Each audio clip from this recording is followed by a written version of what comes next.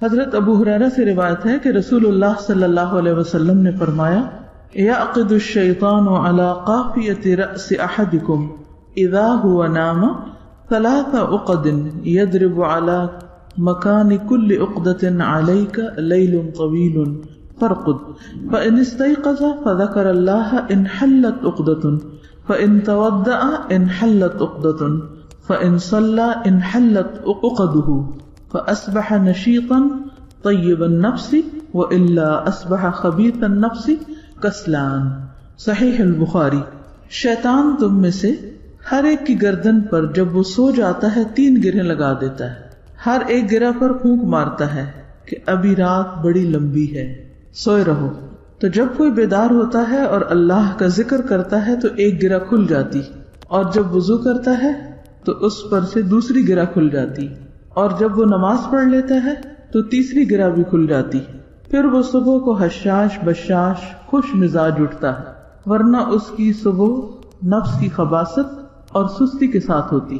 اس کیفیت کا آپ سب نے ایکسپیرینس کیا ہوگا کہ انسان جب رات کو سو رہا ہوتا ہے تو اس کو خیال آتا ہے کہ کہیں صبح تو نہیں ہوگی، پھر کہتے ہیں نہیں ابھی کافی وقت ہے، ابھی کافی وقت ہے، اور پھر اسی میں ہی تہجد بھی چلی جاتی ہے اور بعض اوقات فجر بھی لیٹ ہو جاتی۔ تو کرنا کیا چاہیے کہ جب آنکھ کھل جائے تو انسان اللہ کو یاد کرنے لگے۔ اس کا فائدہ یہ ہوگا کہ اس کے اوپر سے شیطان کا اثر دور ہوگا اور اس کو اٹھنا آسان ہو جائے گا۔ بعض کہتے ہیں نا کہ اٹھنا مشکل لگتا ہے، تو اٹھنے کی آسانی کے لیے ذکر ضروری ہے۔ حضرت حذیفہ رضی اللہ عنہ سے روایت ہے کہ رسول اللہ صلی اللہ علیہ وسلم جب جاگتے تو فرماتے الحمدللہ الذی احیانا بعدما اماتنا والیہ النشور، تمام تعریف اللہ کے لیے ہے جس نے ہمیں مرنے یعنی سونے کے بعد دوبارہ زندگی دی اور اسی کی طرف لوٹ کر جانا ہے۔ تو اس سے بھی کیا پتہ چلتا ہے کہ آپ جو صبح کے وقت ذکر فرماتے ہو اس کے بھی مخصوص الفاظ تھے، اور پھر اس سے بھی پتہ چلتا ہے کہ سونا جو ہے وہ مرنے کی طرح ہے۔ بعدما اماتنا، یہاں نیند کے لیے موت کا لفظ استعمال ہوا ہے، وَإِلَيْهِ النُّشُورُ، اور اسی کی طرف لوٹ کر جانا ہے، یعنی مرنے کے بعد جب جی اٹھیں گے تو اللہ کے حضور حاضر ہوں گے۔ تو ہماری روزانہ کی روٹین میں بھی کیا ہونا چاہیے کہ سونے کے بعد جب ہم جاگیں تو اللہ کے حضور حاضر ہو جائیں، اور کاموں کی طرف نہ جائیں بلکہ پہلے اللہ سے ملاقات یعنی نماز کے لیے اپنے آپ کو تیار کریں۔ موت کی جو کیفیت ہے یا موت کی جو حالت ہے وہ نیند سے صرف ظاہری صورت میں ہی نہیں مشابہ، کئی اعتبار سے اس میں شباہت ہے۔ نیند کے دوران ہماری کیفیت کیا ہوتی ہے، خواب کس قسم کے دیکھتے ہیں، نیند کی کیفیت کیا ہے، اس میں رات کے اندھیرے میں کیا بہت وحشت ہوتی ہے، بہت خوف آتا ہے، گھبراہٹ ہوتی ہے، نیند ٹھیک نہیں ہے، خواب پریشان کن ہے۔ کبھی کبھار تو سب کے ساتھ ہوتا ہے، لیکن کیا ایک ریگولر روٹین میں ایسا سب کچھ ہو رہا ہے؟ پھر یہ کہ اس میں ہمیں اطمینان اور سکون کس چیز سے حاصل ہوتا ہے؟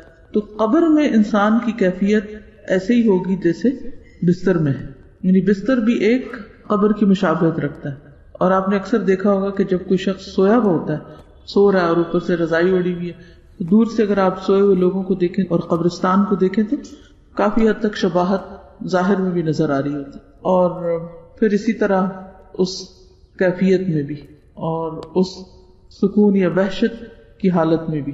اکیلے ہونے میں عام طور پہ ڈر تو لگتا ہی ہے انسان کو، لیکن لیٹنے کے بعد انسان کے فکر کیا ہوتے ہیں، ہم کیا ہوتے ہیں، خوف کیا ہوتے ہیں، سوچیں کیا ہوتی ہیں، بے چینی کس قسم کی ہے۔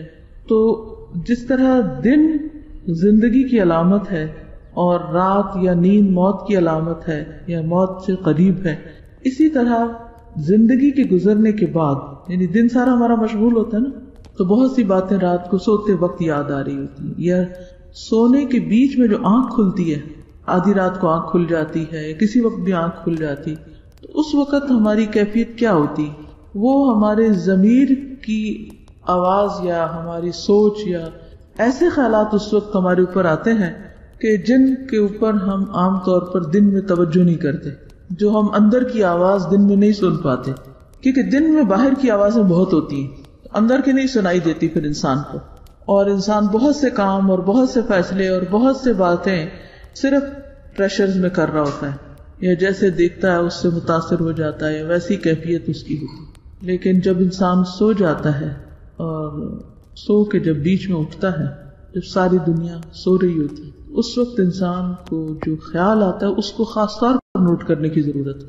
کیا سوچ آتی ہے، کیا کیفیت ہوتی ہے، دل کی کیا کیفیت ہوتی ہے، آس پاس کی کیفیت کے بارے میں کیا احساسات ہوتے ہیں، اللہ کی یاد کتنی آتی ہے. تو یہ سب ہمارے لیے کیا ہے، ایک لمحہ فکریہ ہے، اپنے محاسبے کا وقت ہے، اپنے جائزے کا وقت ہے، اپنے آپ کو دیکھنے کا وقت ہے. تو اس وقت خصوصاً اللہ کو یاد کریں.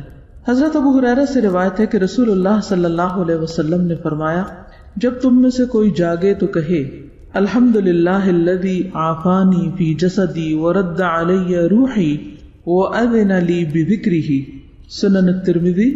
سب تعریف اللہ کے لیے ہے جس نے میرے جسم کو عافیت دی اور مجھ پر میری روح لوٹائی اور مجھے اپنے ذکر کی توفیق دی.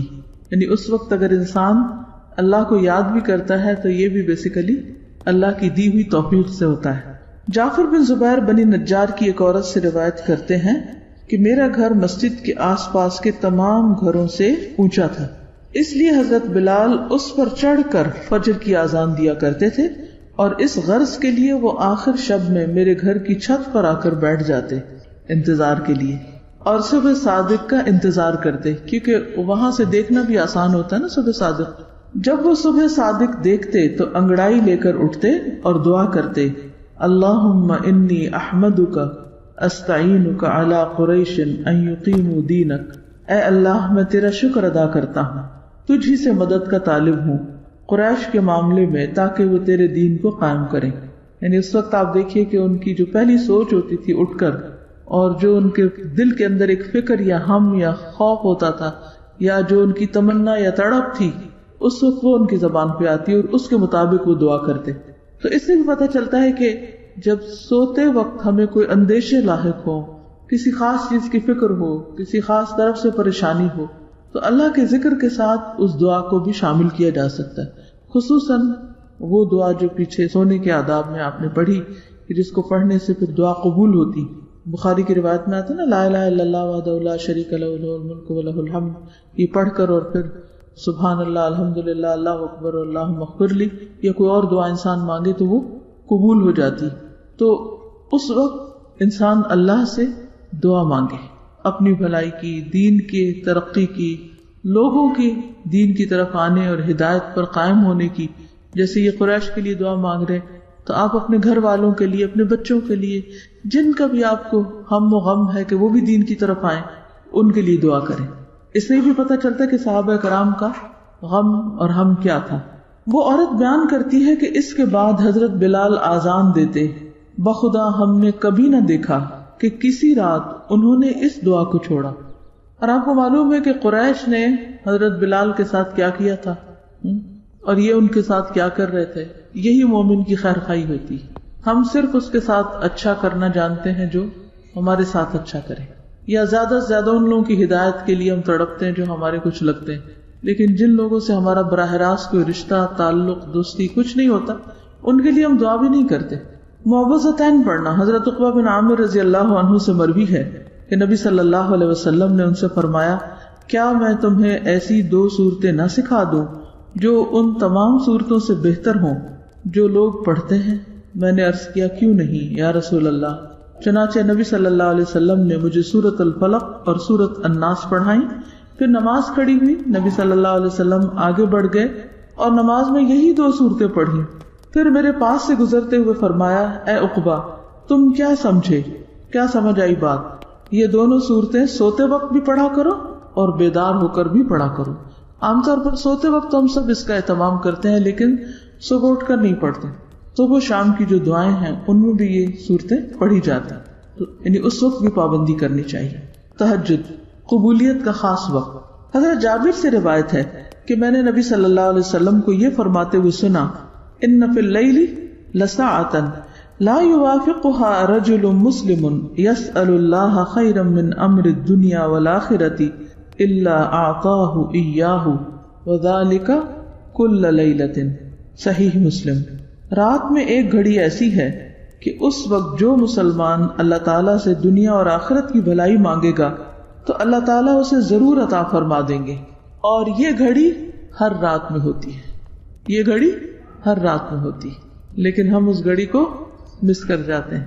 حضرت ابو ہریرہ سے روایت ہے کہ رسول اللہ صلی اللہ علیہ وسلم نے فرمایا, ہمارا مالک اور رب تبارک و تعالی ہر رات کو جس وقت آخری تہائی رات باقی رہ جاتی ہے آسمان دنیا کی طرف نزول فرماتا ہے اور ارشاد فرماتا ہے, کون ہے جو مجھ سے دعا کرے اور میں اس کی دعا قبول کروں, کون ہے جو مجھ سے مانگے میں اس کو عطا کروں, کون ہے جو مجھ سے مغفرت اور بخشش چاہے میں اس کو بخش دوں. تو خصوصی طور پر بخشش کا وقت ہے. قرآن مجید میں بھی آتا ہے نا, وَبِالْأَسْحَارِ هُمْ يَسْتَغْفِرُونَ, اور سحری کے وقت وہ استغفار کرتے ہیں. اور دعاؤں کے ساتھ ساتھ اپنی بخشش کی دعا مانگنا بھی ضروری ہے, کیونکہ ہم انسان ہیں, خطا کار ہیں, غلطیاں ہیں ہمیں, اور نہیں معلوم کس دن اس دنیا سے چلے جائیں. تو بوجھ لے کے دل پہ نہ جائیں, دل کے اطمینان کے ساتھ جائیں, کیونکہ انسان جس حال میں مرے گا اسی میں اٹھے گا. اگر دل کی بے چینی کے ساتھ دنیا سے رخصت ہو رہے ہیں, حسرتیں لیے دل میں, تو پھر مر کے بھی حسرتیں ساتھ ہی رہیں گی, کیونکہ مرنے کے بعد دل تبدیل نہیں ہوگا. تو ان تمام چیزوں کا علاج کیا ہے کہ انسان ساتھ کے ساتھ اپنی صفائی کرتا رہے, ساتھ کے ساتھ استغفار کرتا رہے. اللہ تعالیٰ کا بندے سے قریب آنا. حضرت عمرو بن عبسہ سے روایت ہے کہ رسول اللہ صلی اللہ علیہ وسلم نے فرمایا, اقرب ما يكون الرب من العبد في جوف الليل الآخر فإن استطعت أن تكون ممن يذكر الله في تلك الساعة فكن.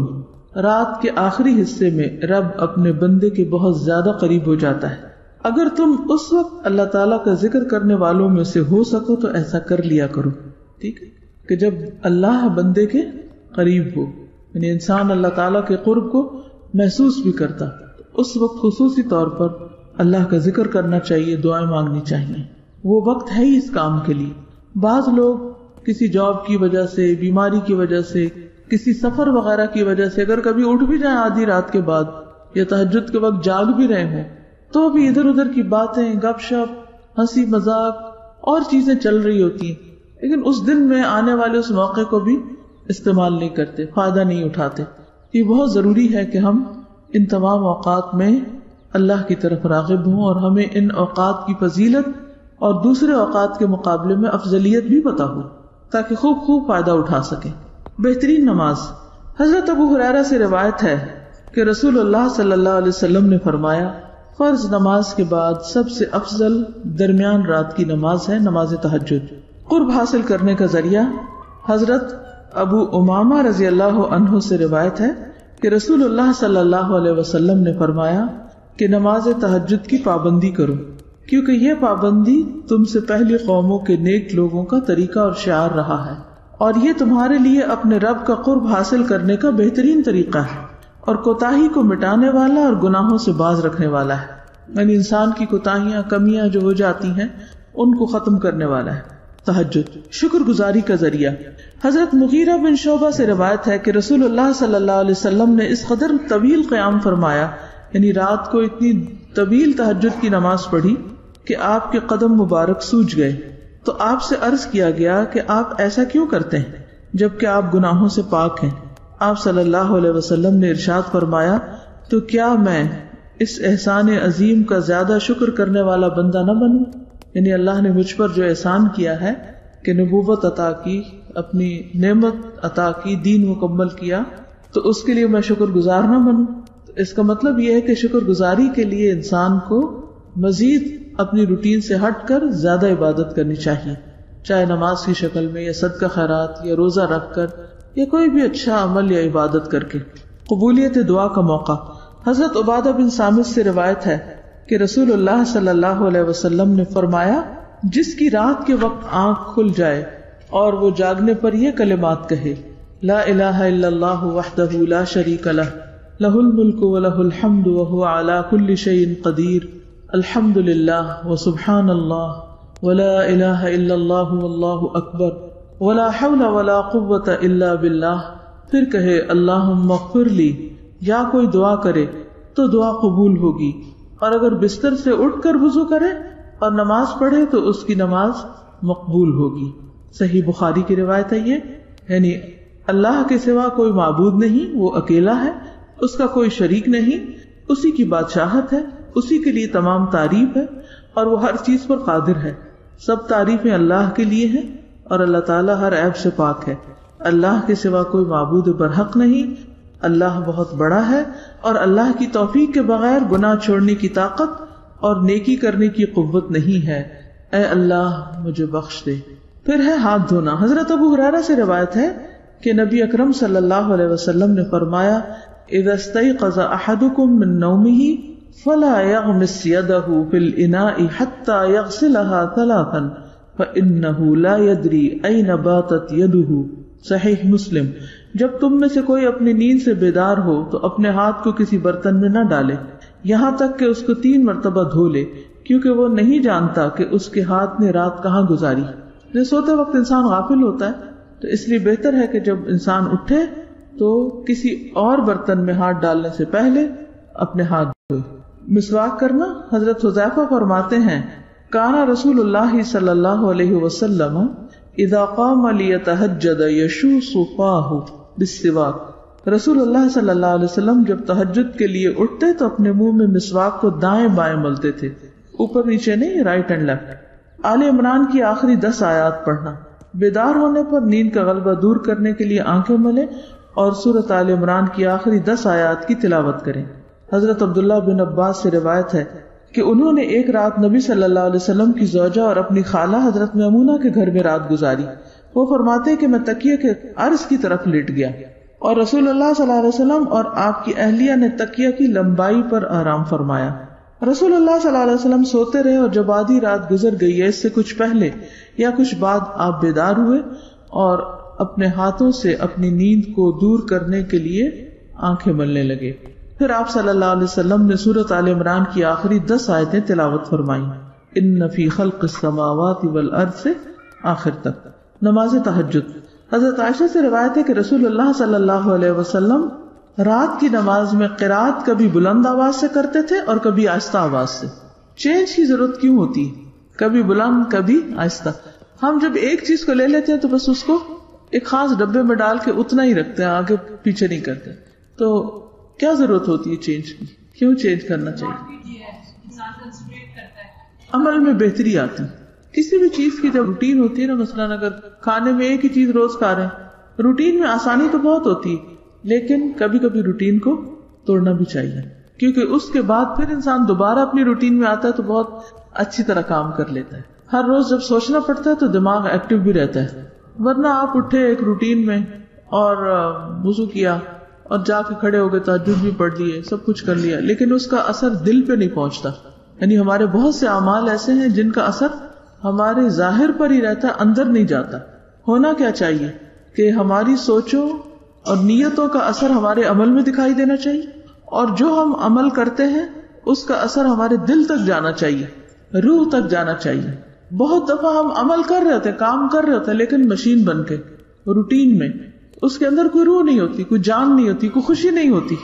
ایسا کیوں ہوتا ہے؟ ایک گیپ ہے نا، فاصلہ ہے. اگر سردی گرمی کا اثر ہمارے دل تک جاتا ہے تو اچھے کام کا اثر بھی دل تک جانا چاہیے. نیکی وہ ہے نا جسے کرنے کے بعد انسان کے دل کو خوشی حاصل ہوتی، اور گناہ وہ ہے جس پر تیرا دل کھٹکے، دل میں کھٹکا آ جائے، ٹھیک نہیں کیا، اچھا نہیں کیا، بس وہیں سے اپنے آپ کو پکڑ لیں.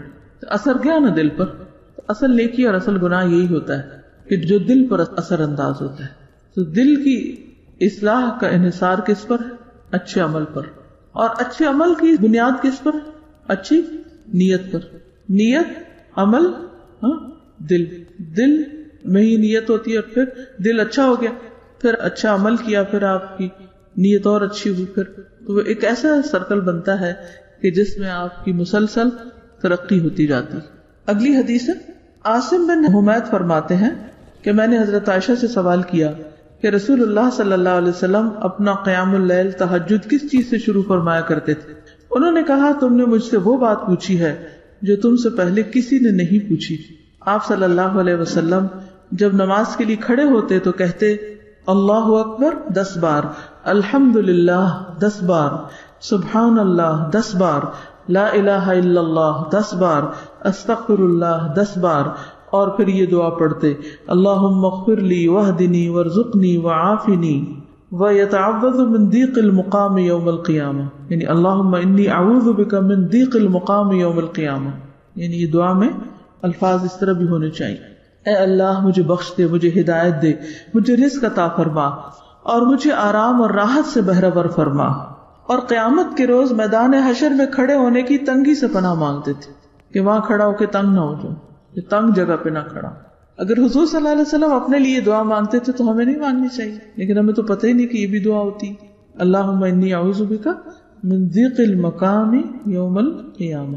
عبداللہ بن عباس کی روایت ہے کہ ایک رات وہ اللہ کے رسول صلی اللہ علیہ وسلم کے پاس سوئے تو دیکھا کہ آپ رات میں بیدار ہوئے، مسواک کرنے کے بعد وضو کیا۔ آپ نے آیت مبارکہ ان فی خلق السماوات والارض سورت کی آخری آیت تک تلاوت کی۔ اس کے بعد آپ نماز کے لیے کھڑے ہوئے اور 2 رکعتیں ادا کی جن میں قیام اور رکوع اور سجود کو لمبا کیا۔ پھر آپ صلی اللہ علیہ وسلم نماز سے فارغ ہو کر سو گئے یہاں تک کہ خراٹے لینے لگے۔ اسی طرح آپ نے 3 بار کیا اور 6 رکعت ادا کی۔ ہر مرتبہ آپ سو کر اٹھنے کے بعد مسواک کر کے وضو کرتے اور قرآن کی مذکورہ بالا آیات تلاوت کرتے۔ آخر میں آپ نے 3 رکعت وتر پڑھی۔ اس کے بعد بلال نے آپ کو فجر کی نماز کی اطلاع دی تو آپ نے نیند سے بیدار ہو کر بغیر وضو کیے نماز ادا کی، یعنی اس وقت آپ سوئے نہیں تھے کیونکہ سونے سے وضو نہیں رہتا۔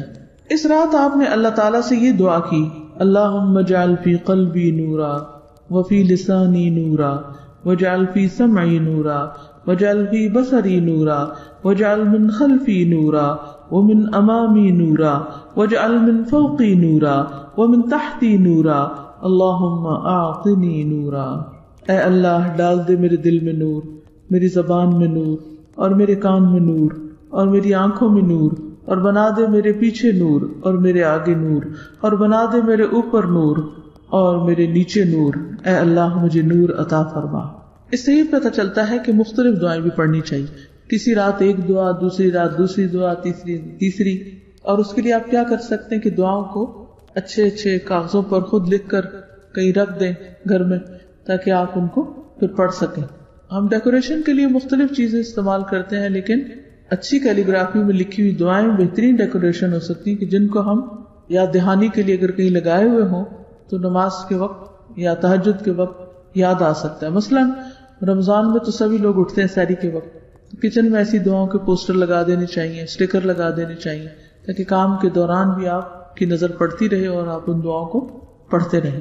کوئی بھی طریقہ ہو یاد دہانی کا، لیکن یہ کہ جو جانے اس پر عمل کی کوئی صورت اختیار کرے، ورنہ تو پڑھیں گے جانیں گے کتاب بند اور ہمارا عمل وہی جو پہلے تھا، فائدہ کچھ نہیں۔ اب دیکھیے کہ مثلاً آپ نے کہیں کچھ کھایا، آپ کو ریسیپی بہت اچھی لگی، وہ فوڈ اچھی لگی، آپ نے ریسیپی لی، گھر لا کے آپ کیا کرتے ہیں؟ ریسیپی کو ٹرائی کرتے ہیں۔ اس کے لیے آپ کو وہ تمام چیزیں منگوانی پڑتی ہیں، خریدنے کے لیے یا خود جانا پڑتا ہے یا کسی کو بیچنا پڑتا ہے۔ پھر جب وہ چیزیں آتی ہیں تو بعض اوقات ان کو صاف کرنا پڑتا ہے، پھر اس کے بعد آپ ان کو اچھا خاصا ٹائم لگا کر پکاتے ہیں، پھر جا کر وہ مزہ اٹھاتے ہیں۔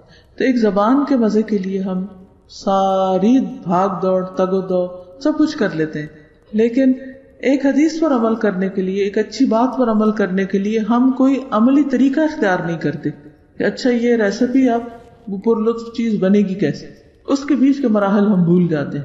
مثلا آپ ڈاکٹر کے پاس جائیں، نسخہ لکھوا کے گھر لا کے سجا کے رکھ دیں، بات نہیں بنے گی جب تک آپ کیمسٹ پہ یا فارماسسٹ کے پاس نہیں جائیں گے اور جا کر اس کو خریدیں گے نہیں اور پھر لا کر اس کے اوقات طے کر کے ان کے مطابق کھائیں گے نہیں، ورنہ تو ڈاکٹر کے پاس جانا ہی بیکار تھا۔ اگر آپ نے دوا نہیں لینی تھی، کھانی نہیں تھی، پھر کیوں گئے تھے؟ کیوں جاتے ہیں ڈاکٹر کے پاس؟ مشورے کے لیے، علاج کے لیے۔ پھر جب وہ بتاتا ہے اور ہم عمل نہیں کرتے تو آپ تو فیس ضائع کر رہے ہیں ایک کے بعد ایک دفعہ، حاصل کچھ نہیں آتا۔ تو اسی طرح کچھ لوگ دین کو بھی پڑھتے ہیں، فیس بھی دیتے ہیں، جاتے بھی، آتے بھی، تھکتے بھی، سب کچھ کرتے ہیں، لیکن جب عمل کی باری آتی ہے تو کچھ بھی نہیں کرتے۔ تو وہ جو بیچ کا مرحلہ ہے اس کے طریقے سوچا کریں کہ یہ کام مجھے کرنا پھر کس طرح۔ یہ تو پتہ چل گیا کیا کرنا ہے، لیکن یہ جاننا بھی ضروری ہے کہ کیسے کرنا ہے مجھے، کیونکہ جب تک کیسے کا حل نہیں ہوگا آپ کے پاس اس وقت تک کر نہیں سکیں گے۔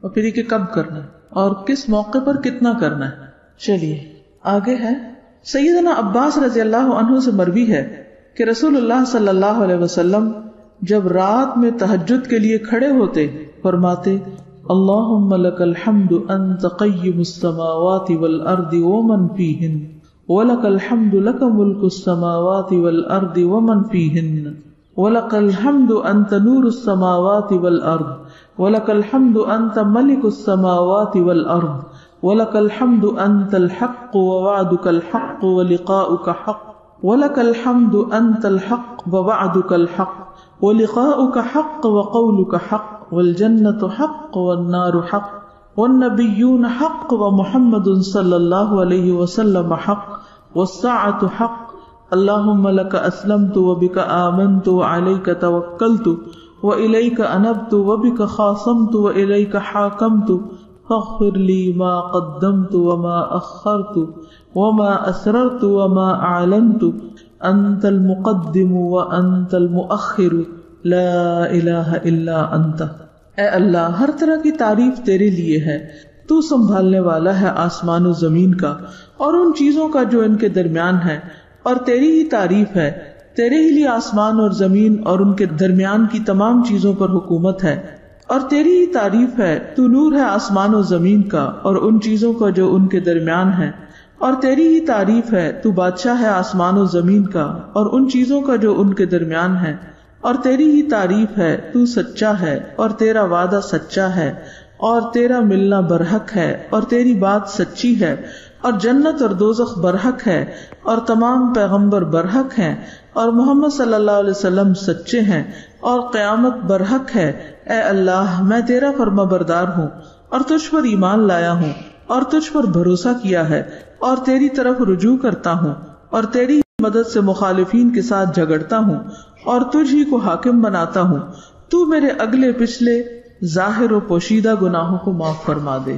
تو ہی آگے اور پیچھے کرنے والا ہے، کوئی معبود نہیں مگر تو ہی، یا فرمایا تیرے علاوہ کوئی معبود حقیقی نہیں۔ فجر کی سنتوں کے بعد تھوڑی دیر کے لیے دائیں پہلو پر لیٹنا۔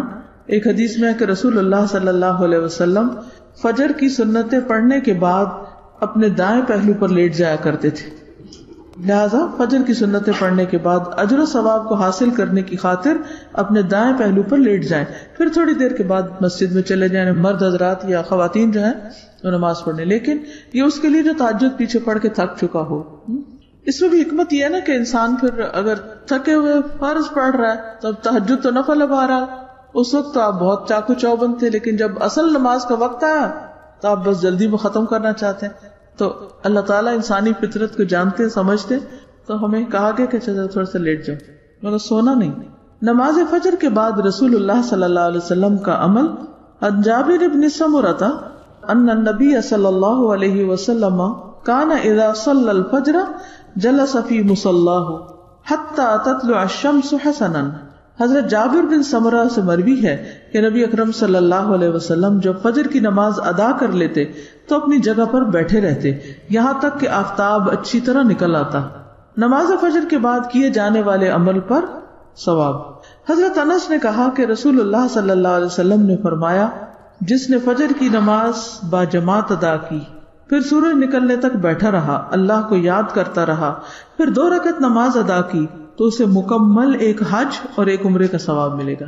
اور آپ نے تاکید کے لیے لفظ مکمل کو 3 مرتبہ دہرایا، مکمل مکمل مکمل۔ لیکن اس وقت ہم سب کو کتنا رش ہوتا ہے، کتنی جلدی، بچوں کو اسکول جانا ہے، خود جانا ہے، ایسا کرنا ہے، ویسا کرنا ہے، یہ کام کر لیں، وہ کام کر لیں، اور چھٹی کے دن بھی پھر ہم کو سونا ہوتا ہے تو ہم یا کچھ اور کرنا ہوتا ہے۔ تو چلیے روزانہ نہ صحیح، ہفتے میں 1 دن کوئی رکھ لیں اس کام کے لیے، چلے اگر ہفتے میں 1 دن نہیں تو مہینے میں صحیح، اگر مہینے میں نہیں تو رمضان میں صحیح، یعنی کبھی تو زندگی میں کر ہی لیں، سال میں 1 دفعہ آج عمرہ کر لیں۔ قیلولہ کرنا۔